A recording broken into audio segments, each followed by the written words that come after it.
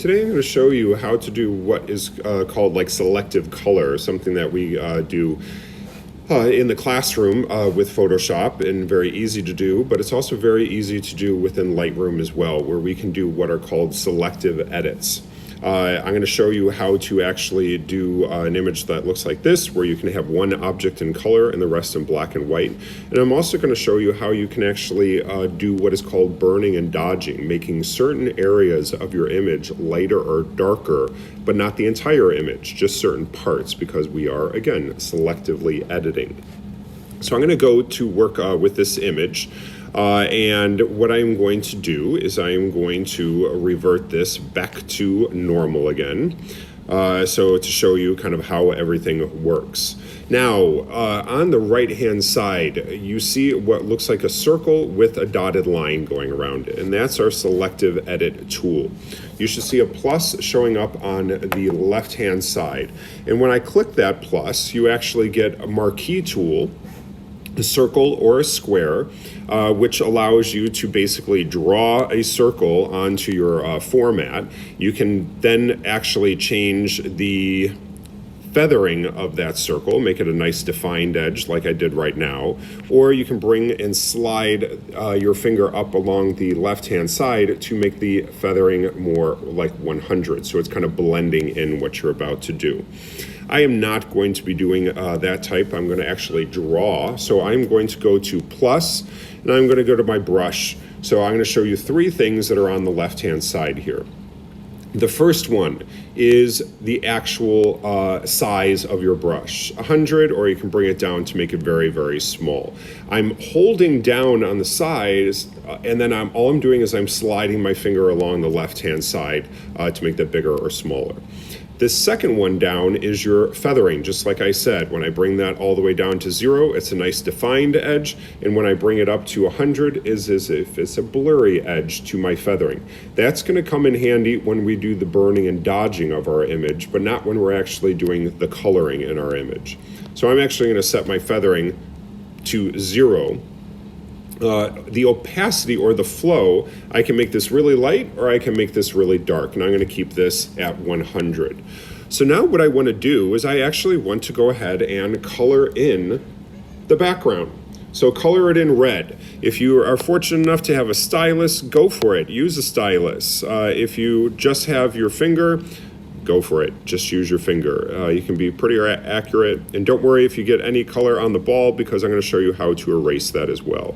So I'm going around and kind of edging. If you're using a stylus, just know that the center point is where you are starting to apply the color. So then the radius kind of jets out a little bit. So that's why you might have to kind of practice with this, use a little finesse there to get that red to be where it wants to be.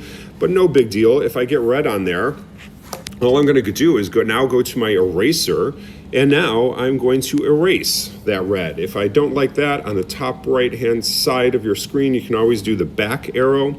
So I'm going to start out in the middle of the ball and just kind of inch this over there. You know, sometimes your screen delay, from your stylus to the ball will kind of freak out a little bit, so that's why I'm doing this nice and slow now, so that my stylus doesn't freak out on me. Okay, so now that's looking pretty good. Oops, just got too much, so I can just go back and undo. Oh, I got back to the whole screen version, so not a big deal. I can always go back again. I can zoom in on this, so you can really see what you're doing. There, that looks a little bit better. All right, so if I need to draw in some of that red again, I can make my brush size a little bit smaller now, and I can kind of sneak in here and get some red where it needs to be along the bottom edge of the ball and over here along the side. And don't worry, even if you don't get this red perfect, we can go back and edit this later on. So now what I'm going to do is I'm going to get to my whole screen here. I didn't get enough of the corner, so boom, I got that corner in, and now everything is red where I need it to be red. I'm going to go to color because I'm going to remove the color, and watch this. I'm going to take my saturation, bring it all the way to the left, and boom, I just created a selective color image.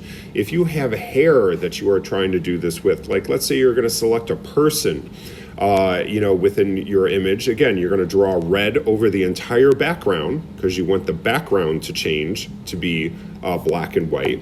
I can also have this sort of be like a faded color if I wanted it to be kind of washed out color. If I go the opposite direction, I'm making that more intense color, but I'm going to make that black and white. So again, the soccer ball is the only thing that is in color. So now I'm going to go ahead and hit done.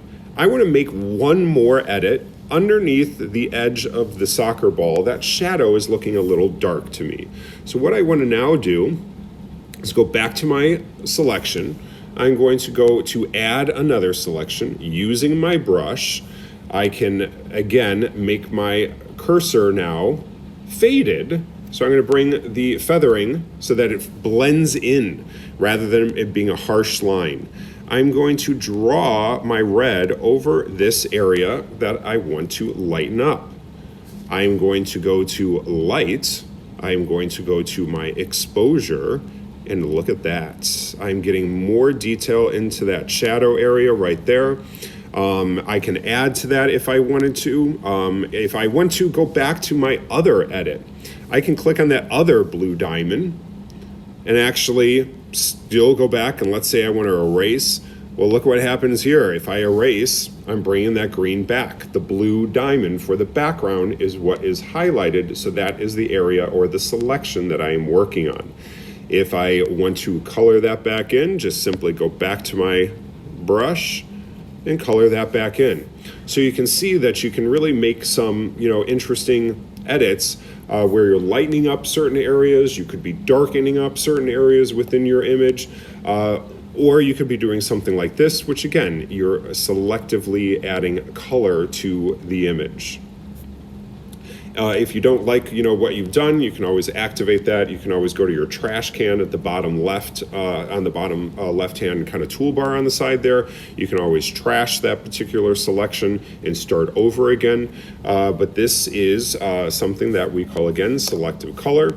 And this will be your assignment, to have one object in color and the rest of your image in black and white. When you're simply done, you click done with all those edits. You can still go and do, your slider now. I can go and, do light, and I can affect the light for the entire image. It's not going to affect anything with those actual selections.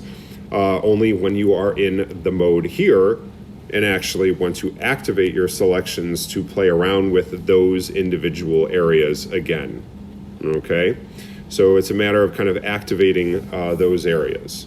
Click done, and then you would be submitting this as your final image for selective coloring.